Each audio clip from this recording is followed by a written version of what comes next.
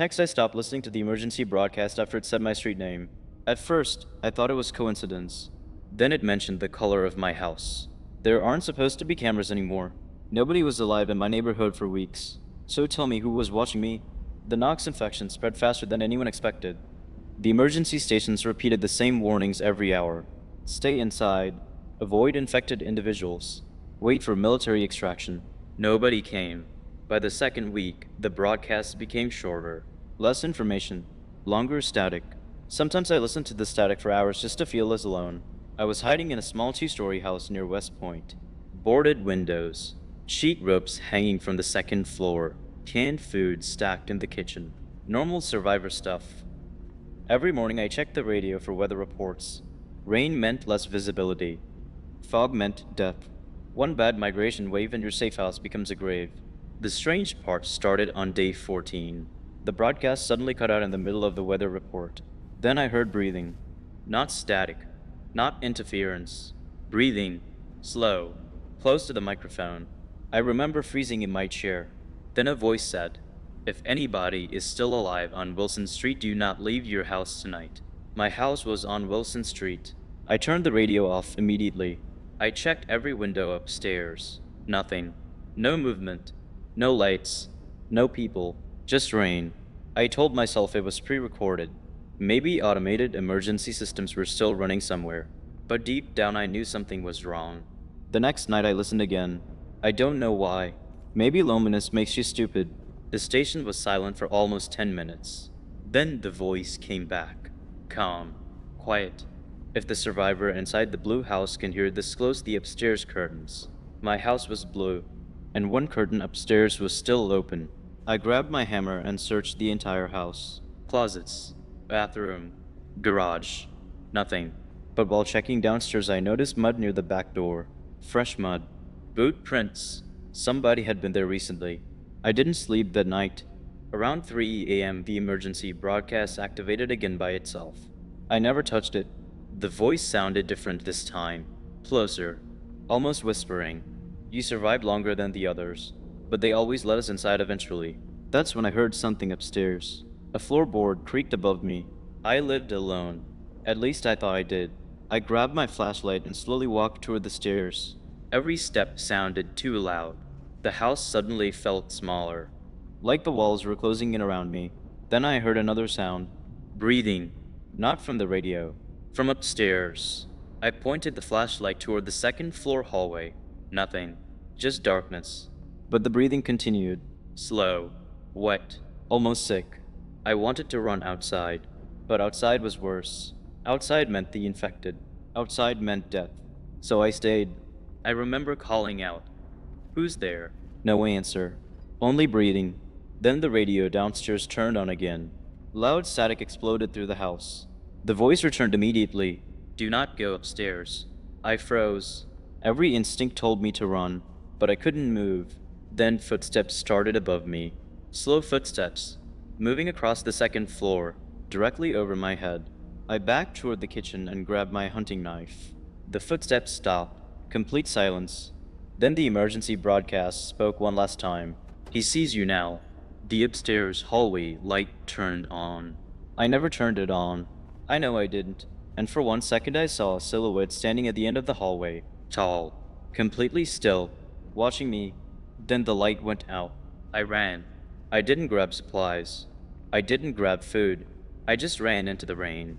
I never went back to that house.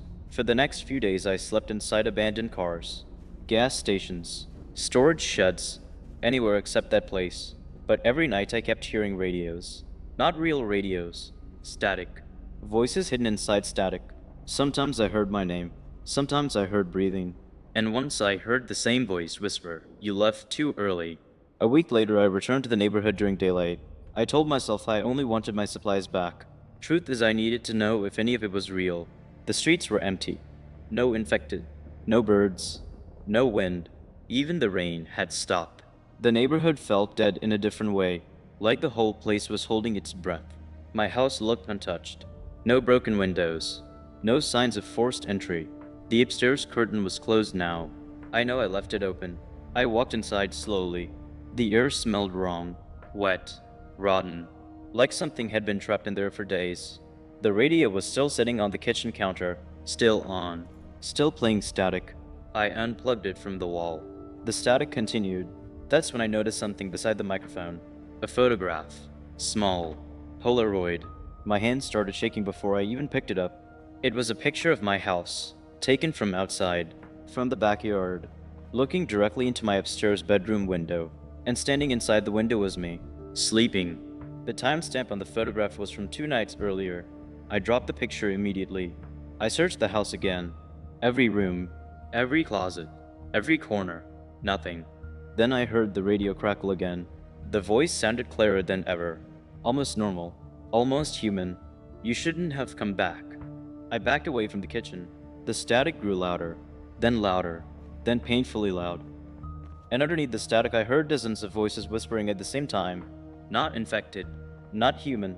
Whispering. Repeating the same sentence over and over. We watched you survive. The lights upstairs turned on again. Footsteps started moving above me. Fast this time. Not slow. Running. Something was running across the second floor. I heard doors slamming upstairs, one after another. Bang. Bang. Bang. The entire house started creaking, like too much weight was moving inside the walls. I ran for the front door. Right before I reached it, I heard footsteps sprinting down the stairs behind me. I didn't look back. I opened the front door and ran into the street. And the second I stepped outside, everything stopped. No footsteps. No static. No voices. Just silence. I looked back at the house. Every light upstairs was on now, and somebody was standing in the bedroom window, watching me, tall, thin, perfectly still. I couldn't see its face, but I knew it was looking directly at me. Then the emergency broadcast started playing again, not from the house, from every direction, every abandoned car radio, every nearby home, every television, the same sentence repeated over and over across the entire neighborhood. He finally looked upstairs. I ran until sunset. I never went near West Point again. I stopped using radios. I stopped staying inside houses with second floors.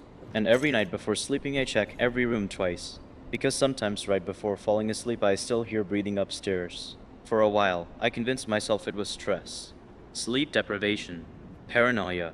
People lose their minds all the time in Knox County, especially alone, especially after the infection. But 3 nights later I heard the emergency broadcast again, not from a radio, from outside my window. Very quiet, almost impossible to hear, static. Then the same voice. The survivor has relocated. I stopped breathing immediately. I was hiding inside a boarded-up gas station nearly 10 miles away from my old house. Nobody should have known I was there. I slowly moved toward the front window and looked outside. The street was empty. No infected. No movement. Then the voice continued. He's listening again. I backed away from the window. Every hair on my arm stood up. The static became louder for a few seconds. Then silence. I didn't sleep at all that night.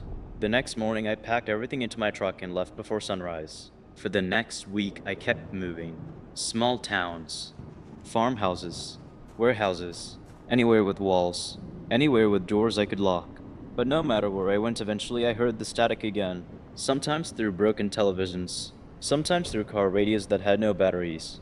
Once through a child's toy buried under garbage inside an abandoned home. Always the same voice. Always calm. Always watching. I started noticing other things too. Doors I knew I locked standing open in the morning. Footprints outside windows. Lights turning on in buildings with no electricity.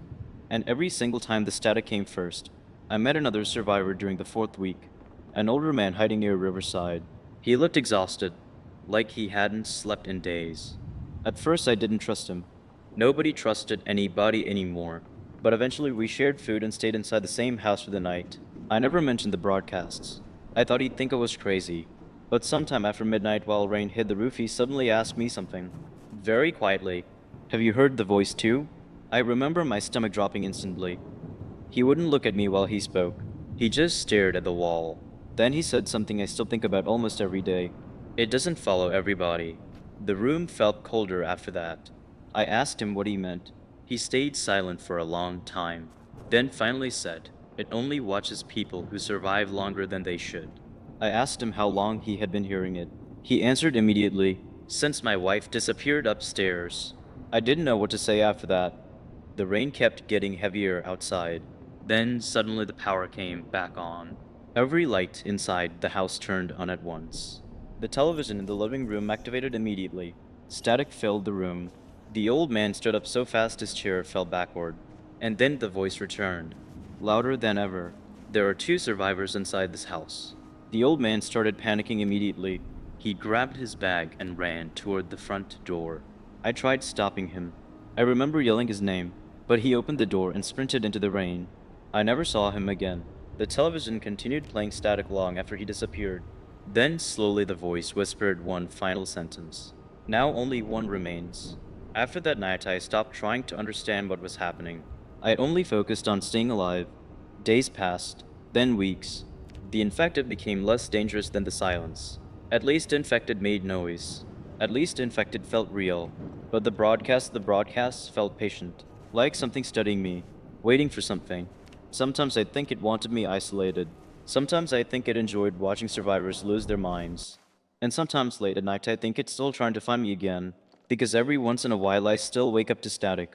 Not outside, not downstairs, right beside my bed, breathing quietly through a radio that doesn't exist.